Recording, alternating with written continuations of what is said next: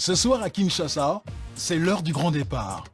Pacifique KHA se prépare à partir à plus de 1000 km de la capitale et il ne fait pas le voyage à vide. Prends les deux bagages, tu mets dans la voiture. Ça, par exemple, c'est du riz parfumé. Il y a quelques récipients pour les sauces, hein, mayonnaise, ketchup, moutarde. Comme à chaque départ, le père de famille prend le temps d'embrasser ses enfants et sa femme avant d'entamer un long voyage. Le businessman part rejoindre les entreprises qu'il a implantées à l'autre bout du pays.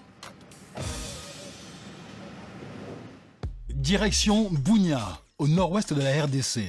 Une ville de 300 000 habitants en plein développement sur laquelle il a tout misé. À quelques kilomètres de l'aéroport, Pacifique a bâti 2 lodges il y a 1 an et demi.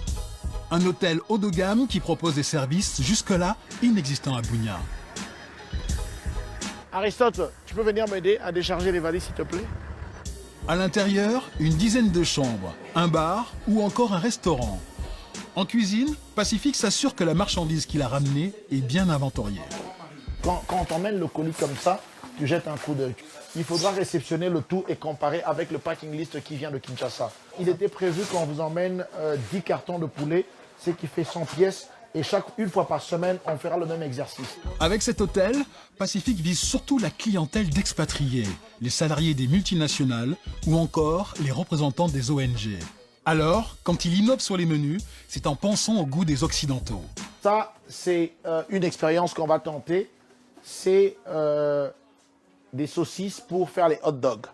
On va faire une grande promo d'ici la semaine prochaine pour essayer de voir si le personnel expatrié ici à Bunia, parce qu'il y a beaucoup d'Américains qui sont arrivés, ils aiment bien les hot dogs, on essaiera de voir comment leur préparer la choucroute et leur faire des hot dogs. On espère que ça pourra être un produit phare. Peut-être qu'on en vendra 100 ou 200 par jour. Car la stratégie de Pacifique, c'est de faire du business grâce aux multinationales pour répondre à tous leurs besoins. Et ils se développent tous azimuts. Là où elles s'installent, ils créent des hôtels, des garages et même des restaurants. Des établissements haut de gamme où il accueille les salariés d'entreprises étrangères. Patrick vient d'arriver pour le compte de Orange. De l'autre côté, c'est Oxfam. Là, il y a la Robank. Pour satisfaire cette clientèle exigeante, Pacifique doit respecter les standards internationaux. Même chose côté hôtel. Dans ces lodges, les chambres doivent être impeccables. Marie Moukeba est la gouvernante du lodge. Tous les jours, après le passage des femmes de ménage, elle fait le tour de chaque pièce. Je vérifie les draps si c'est propre, si on a changé des draps. Quand je vois tout ça, c'est OK, je ferme et puis je sors. À l'intérieur, l'équipement et le mobilier sont modernes. Une grande première dans la région.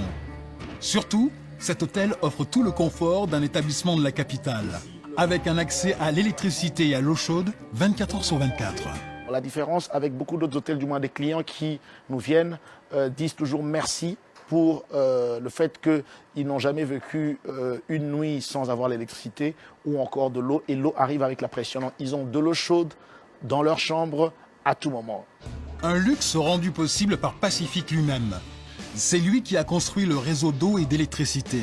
Coût total des infrastructures, plus d'1 milliard de francs CFA. Mais à l'écouter, l'investissement va très vite être rentabilisé.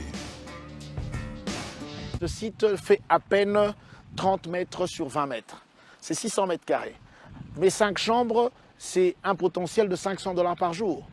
Et $500 par jour, à 30 jours, c'est $15 000.